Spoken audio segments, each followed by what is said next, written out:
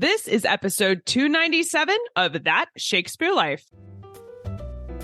Just like the work of William Shakespeare, That Shakespeare Life is supported by listeners just like you who sign up to be our patrons. You can help support our show, contribute directly to programming, and access an entire library of bonus episodes not available on public listening platforms when you join us as a patron at patreon.com/thatshakespearelife. To try out some of the history you learn about here on our show, you can join Experience Shakespeare, the membership here at That Shakespeare Life. We offer digital history activity kits that work like science labs for Shakespeare history. Learn more at CassidyCash.com/member and stay tuned after the episode for even more details. Hi, I'm Jeffrey R. Wilson, the author of Richard III's Bodies from Medieval England to Modernity, Shakespeare and Disability History. Another great method for studying the life of William Shakespeare includes listening to this. It's That Shakespeare Life with my friend Cassidy Cash.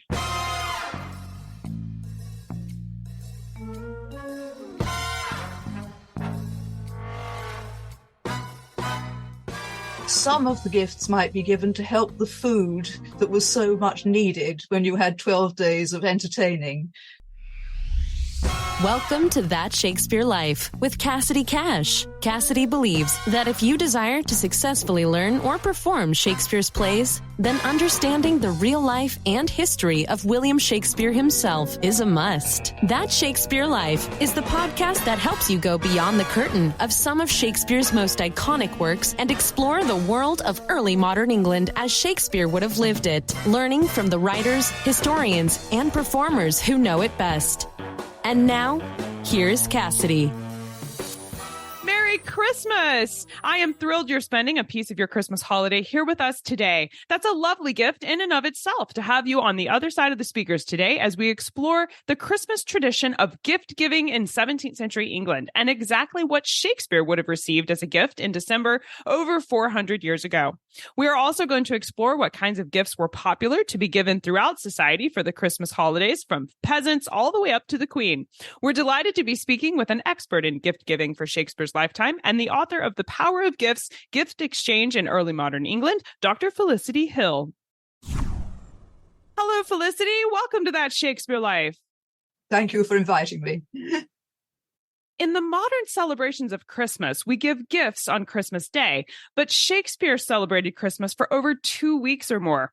Were gifts given only on a single day, or did they have gifts throughout this holiday season? Well, one or the other. It wasn't always entirely clear, but it's certainly true that the 12 days is all a period of celebration, feasting, world turned upside down, all sorts of exciting things happening, masks and so on and so forth. And some of the gifts might be given to help the food that was so much needed when you had 12 days of entertaining. So there could be some general gifting of that kind. But nevertheless, there's one day, which is the only really significant day for giving gifts to your superiors and your friends and your contemporaries. And that is not Christmas Day, as it is with us, but it's New Year's Day. And that had traditionally been the great day for giving and exchanging gifts. And you will find that the court, the noble households, even the cities and towns and their mayors and so on, often exchange gifts on New Year's Day. So it's rather less every day than we might expect, given that they are apparently all reveling for the whole of the 12 days. Were the gifts different at different times? For example, 12th night, the celebrations were, as you're talking about, rambunctious and loud. But of course, the holiday itself, Christmas, is about the sacred religious celebration of Jesus's birth. So were there varying definitions of what would constitute an appropriate gift depending on when you were in celebration and from what could be potentially Christmas celebrations, October through February? I wonder if there was any time-related appropriateness about what you would give at different points in this juncture. Yes, there is something of that kind, but it's not, I think, terribly significant. Christmas Day itself is obviously celebrated as a feast of the church, and there are the services and sermons and preaching and music that we might associate with the festival. But very rarely are gifts given at Christmas itself. And as far as the English are concerned, and I think I would stress that this I'm talking about for the moment is England rather than the whole of Europe. As far as England is concerned, it doesn't seem there are really alternative days on which significant gifts are given, or the sense of gifting as a collective activity is engaged in. I should say that that's different from some other European states, because in some European countries, there are two other festivals that are celebrated and used as occasions for gifting. One of them is 6th of December, which is the feast of St. Nicholas of Bari, which sort of is the beginning of Santa Claus elsewhere. The other is the Feast of the Epiphany, which is Twelfth Night, where indeed the English are busy celebrating and whooping it up, but they don't seem to give gifts. And that is not the case in some European countries. In parts of Germany, for example, gifts on the Epiphany are quite common. So the English are a bit different from the rest of the continent in this respect. Well, in England, what kinds of gifts would have been popular when they did give them to one another? In a family, for example, between William and Anne Hathaway and their children, would they have given gifts to each other? And what might that have been? I think perhaps the choice of William and Anne Hathaway is an inappropriate one, since I'm not sure that they were always so close that they gave gifts to one another. However, of course, yes, gifts were given within the family. They're less often, I think, given between husband and wife, curiously, than they are between children and adults, or sometimes adults and children, i.e. across the generations. If there was an occasion for giving gifts between husband and wife, it was often because they were not in the same place. Or maybe that's just, we know about what happens when they're not in the same place because they have to write about it. But I think it's not just that. They do have the opportunity to pass particularly gifts of food between London and the country. And I think we might imagine that there would have been circumstances in which William and Anne would have exchanged those sorts of gifts. Perhaps William might have sent from London spices that are only available in the capital. And from the country, very commonly, a wife or a mother would send cheeses, big cheeses, or would send birds, pheasants, something like that. And those would be exchanged within a fairly ordinary, not particularly affluent household. As far as children and their parents are concerned, adult children very often seem to have made handmade gifts. My favourite is that there seems to be an awful lot of nightcaps going around, being given by daughters to fathers as presumably a mark of affection. But also there was the other way round, the flow from fathers to older children, and those would sometimes come in the form of advice. Gifts of advice at the New Year have some connection, I suppose, with what we think of as New Year resolutions and beginning to get a choice of guidance for the new year. I'm not sure they liked them very much, but that's what they got. Of course, we expect Queen Elizabeth I to have been given some much more elaborate gifts than perhaps spices or bits of advice, I suppose. What were some of the more surprising presents that she received for the Christmas holidays?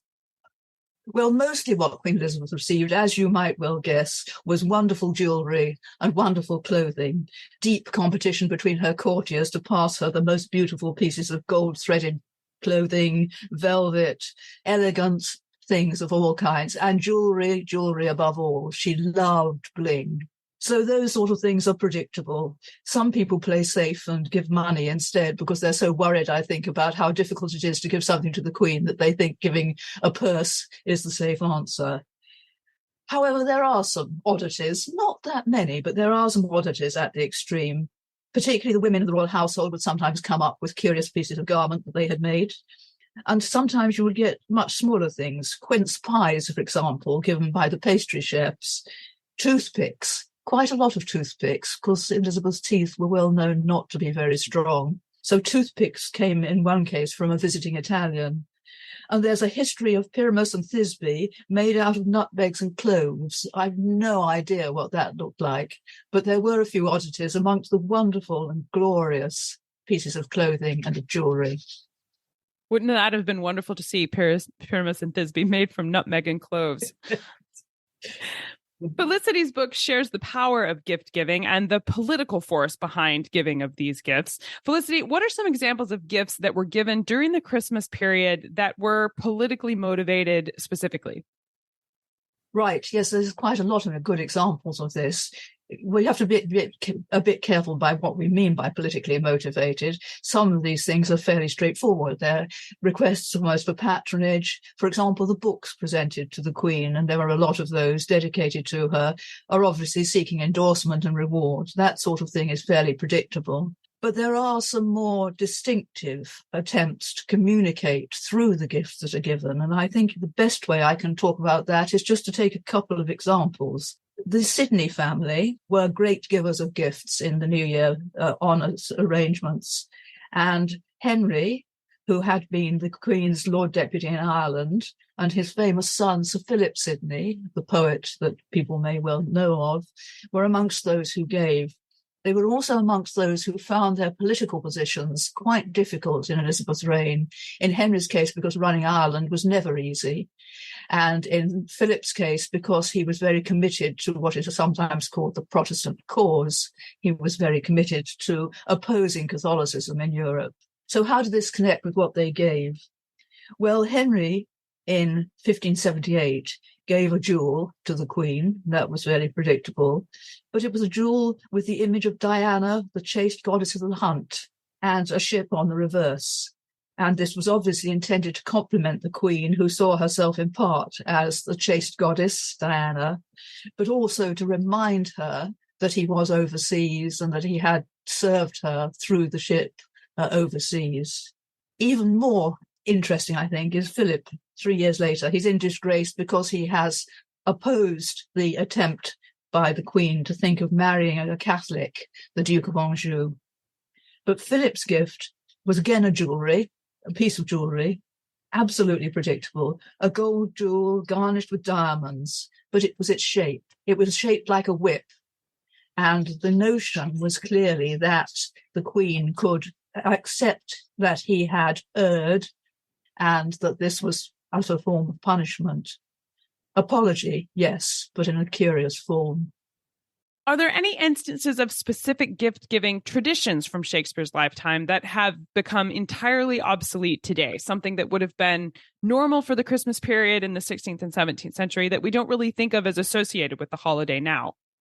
I'm not sure that there's anything that's absolutely obsolete. I think most cultures sort of define what a gift is, and we can see that the notion of gift is the important thing rather than perhaps what the individual item itself is. And I think in the 16th century, as now to some extent, anything can be a gift. We can define a gift by how we wrap it up, how we present it to somebody, how we exchange compliments about that thing. It's a gift.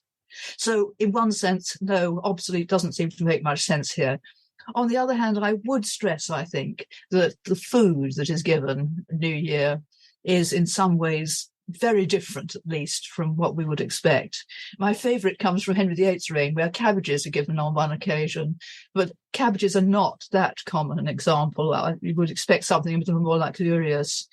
So what we tend to see is birds and rare gifts of that sort of game. There might be offerings. Interestingly, the offerings of the turkey is becoming quite common in this period, not obsolete now. But let me take the example of swan. I mean, that is not exactly obsolete, but it would not be expected to grace a modern menu, I think. And gifts of swans are not that uncommon in the 16th century. So it all depends how you define, I think. And anything can be given, but what this culture gives is a bit different, obviously, from what we give. Yeah, I definitely think of turkey as something I would have at Christmas time, but the swan, I don't think I've ever heard of that being presented. So that's a surprising one for sure. Are there any specific Christmas celebrations? I think about maybe years or particular parties or events associated with the Christmas holidays from Shakespeare's lifetime that we should point to as particularly remarkable for one reason or another, where they just did it up big one year or another. In many ways, I think the Christmas celebrations continue year on year in much the same way. I mean, this culture has traditions just as we have traditions. For example, just go back to the royal giving. Every year you've got tables set up for the giving ceremony so that everybody could look at all the gifts. I doubt that changes that much year on year. There must have been years, and we're guessing here a lot of the time, where things were, for good or bad, rather different. The Armada year in 1588, one can imagine, although it's difficult to prove, that the Christmas celebrations were pretty high that year. Equally, in the mid-1590s, when famine stalks the land, then there must have been, at least in ordinary households, little cause for celebration. But I suppose that the easiest thing is not to take gifts here, but to take what happens at court with the masks and the drama and the interludes that are so common a feature of Tudor hospitality. And there, well, we have Twelfth Night. We think 1602. Shakespeare's Twelfth Night is obviously written with the Christmas season in mind. Ben Jonson, who becomes a great writer of court masks under James I, produced masks for almost every Christmas season, but two that we know about: the Mask of Blackness in 1605, when the court dressed itself up in black and covered faces in black, and Oberon in 1611, which is the nearest to a full celebration for Prince Henry, James I's son. So, yes, there are festivities that we can point to particular years, and we can point to some celebrations, but I don't think things change very much between one year and another, and the economic circumstances of the country change, as indeed they do in the 1590s. Well, I know we would love to learn more about Christmas celebrations and gift giving from the early modern period. And I wonder if you could share with us some of your favorite books or resources you can recommend we use if we're new to this topic and we want to dive in and explore it further. Where should we begin? Right. It's always difficult to know exactly what is sensible here, but I would recommend the Folger Library's website, which is from their series Shakespeare and Beyond, which has a section on Elizabethan holidays. And that's very interesting because it shows the gift rolls that were recorded in Elizabeth's reign. So you can find out by looking at that some of the things that were given in that period. Another good source, although it's more about Henry VIII than about Elizabeth, would be Lucy Worsley's program available on PBS and I think on YouTube, The 12 Days of a Tudor Christmas, which is full of very merry circumstances. And for anybody who really wants to read something in traditional book form, as it were, there's a good book by Maria Herbert, Christmas in Shakespeare's England, but it may not be that readily available on your side of the pond. Well, we'll place links to these resources that we can find in the show notes for today's episode. And I believe Lucy Worsley's program is also available on BritBox if you happen to have that app at home as a place to watch it that is available on this side of the pond. And we will make sure that links to these get placed in the show notes. So stay tuned for the URL for where to see those. Felicity, we ask everyone this next question here at That Shakespeare Life, and that's, what's the one book you would take with you on a deserted island? My friends in England tell me I'm supposed to allow you the complete works of Shakespeare and a copy of the Bible. So your choice would be in addition to those. Right. Always a very difficult thing to choose, I think. I listen to the sort of programs that ask for this question, and obviously people struggle sometimes. But I think I would go for Michel Montaigne's essays. That is, essays written in the late 16th century, early 17th century, very much in Shakespeare's period, which reflect on almost all aspects of the human condition in new essay forms. It's like having a conversation across time, not always optimistic, but I think it would give one a sense of why you were there on the desert island and whether you could cope. I think that would be a very philosophical choice to take with you to your deserted island. So what's next for you? What are you working on now that you're excited about? Well, I've gone back a little bit to doing some more on gifts and books in particular. I've been involved with an exhibition which is currently on at the Bodleian Library of gifts of books that were given with some very beautiful examples. So that I'm excited about. I shall probably end up going back to my other love, which is working on the Reformation in Britain and Europe in the 16th century, but I haven't quite got there yet. Gifts and books seems a good start. I know we'll look forward to seeing more from Felicity Hill. Well, Felicity, thank you so much for sharing this Christmas gift giving episode with us and talking us through the history of what gifts would have been like on Christmas for William Shakespeare's lifetime. I hope that you enjoyed the Christmas season as well, and we wish you a very Merry Christmas from all of us here at That Shakespeare Life. Thank you very much, Cassidy. Yes, it was fun to do, and it's nice to think of Christmas on your side of the pond as well as on ours. A Merry Christmas. I've gathered up visuals and artifacts to go along with our conversation today, including images of some of the gifts we talk about and some more information about the history of gifts in Tudor and Elizabethan England. If you'd like to explore these extra tidbits related to the show today, as well as to download a free Christmas art print I have available there for you as my Christmas gift to you today, then visit the show notes at CassidyCash.com/episode 297. That's CassidyCash.com/episode 297. And don't forget to download the free Shakespeare Christmas art print from me as my gift to you this holiday season. To really get your hands on the history we discuss in our show and make your own apple wassail, which is a holiday favorite, I make it every year here at our house, or to join in particular games that were played for the 12 days of Christmas, like card games or the Philosopher's Game, then consider becoming a member of Experience Shakespeare. Members get access to a library of hands-on history activity kits that work like science labs for Shakespeare history. Each kit comes with a video tutorial, supply list, and step-by-step instructions to let you complete the activity at home or in your classroom.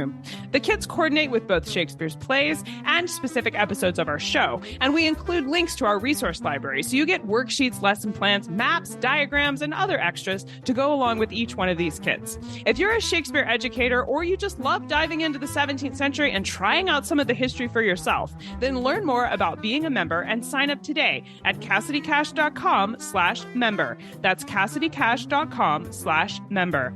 One of the coolest gifts you have given us this year is listeners like you have supported us all year long as patrons of our show. Patron support allows That Shakespeare Life to connect with the world's leading experts on Shakespeare history and bring you the best information on life and turn of the 17th century England. Each week, we are powered by the support you give us on Patreon, and your contributions make our work possible. If you enjoy learning history with us each week and want to play a direct role in selecting programming and really being an integral part of the work that we do here, then you can sign up to be a patron right now at patreon.com/thatshakespearelife. That Shakespeare Life is researched and produced by me, Cassidy Cash. Our audio engineer is Gary Mayholm. That's it for this week. Thank you for listening. From all of us here at That Shakespeare Life, we wish you a very Merry Christmas and a lovely holiday season full of joy, mirth, comfort, and love. I'm Cassidy Cash, and I hope you learned something new about the Bard. I'll see you next time. Bye-bye. Thank you for listening to That Shakespeare Life. As always, the best conversations happen after the episode over at CassidyCash.com. Become a part of a vibrant Shakespeare conversation by adding your voice over at the website. Until next time, remember, when you want to know William Shakespeare, you have to go behind the curtain and into That Shakespeare Life.